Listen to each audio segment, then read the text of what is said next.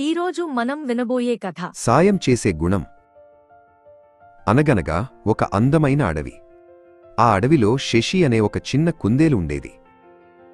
శశి ఎప్పుడూ ఉత్సాహంగా అందరితో కలిసిమెలిసి ఉండేది. అడవిలో ఎవరికి ఏ కష్టం వచ్చినా తనే ముందుండి సాయం చేసేది. ఒకరోజు శశి నడుచుకుంటూ వెళుతుండగా దారిలో చిట్టి అనే ఒక పిట్ట కనిపించింది. చిట్టి రెక్కకు దెబ్బ తగిలి కింద పడిపోయి ఉంది. అది ఎగరలేక చాలా బాధపడుతోంది. శశి వెంటనే చిట్టి దగ్గరకు వెళ్లి ఓదార్చింది. దానికి తాగడానికి నీళ్లు ఇచ్చి గాయం తగ్గే వరకు కొన్ని పండ్లను తెచ్చి ఇచ్చింది. చిట్టి ఎగిరే వరకు శశి దాని వెంటే ఉండి కాపాడింది. మరికొన్ని రోజుల తర్వాత శశికి గిలి అనే ఉడత కనిపించింది. గిలి తాను దాచుకున్న గింజలు ఎక్కడున్నాయో మర్చిపోయి కంగారుగా వెతుకుతోంది. వర్షాకాలం వస్తోంది. ఆహారం లేకపోతే ఎలా అని అది ఏడుస్తోంది. శశి ఏమాత్రం ఆలస్యం చేయకుండా గిలికి సాయం చేయడం మొదలుపెట్టింది. తన బలమైన కాళ్లతో ఎండుటాకులను పక్కకు జరుపుతూ వెతికింది. చివరకు ఒక చెట్టు మొదట్లో దాచిన గింజలన్నీ దొరికాయి. గిలి చాలా సంతోషించింది. కొన్ని రోజుల తర్వాత అకస్మాత్తుగా ఆకాశం నల్లగా మారిపోయింది. పెద్ద గాలివాన మొదలైంది. వర్షం కుండపోతగా కురుస్తోంది.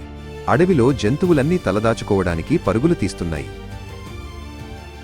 శశి ఉండే చిన్న బొరియలోకి వర్షం నీరు వచ్చేసింది.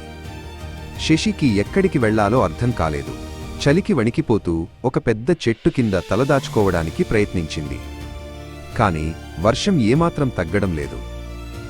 అప్పుడు ఆకాశంలో ఎగురుతున్న చిట్టిపిట్ట శశిని చూసింది. శశి, భయపడకు, నేను ఉన్నాను అని అరుస్తూ కిందకు వచ్చింది. తన స్నేహితుణ్ణి కాపాడాలని అది గిలి ఉడత దగ్గరకు వేగంగా వెళ్లి విషయం చెప్పింది. వెంటనే గిలి ఉడత పరుగెత్తుకుంటూ వచ్చి ఎత్తుగా ఉన్న ఒక చెట్టు తొర్రను చూపించింది. శశి, ఇక్కడికి రా, ఇది చాలా పొడిగా ఉంది, నీరు లోపలికి రాదు అని పిలిచింది. శశిని జాగ్రత్తగా ఆ తొర్రలోకి చేర్చింది. శశి తన స్నేహితుల సాయంతో ప్రాణాలు దక్కించుకుంది. వాన తగ్గాక అవన్నీ కలిసి ఆడుకున్నాయి. మనం చేసే సాయం ఎప్పటికైనా మనకు తిరిగి వస్తుంది అని శశి గ్రహించింది. ముగ్గురూ మంచి స్నేహితులుగా కలిసి ఉన్నారు. ఇలాంటి మరెన్నో మంచి నీతి కథలు వినాలంటే ఇప్పుడే టైనీ తెలుగు స్టోరీస్ ఛానల్ను సబ్స్క్రైబ్ చేయండి.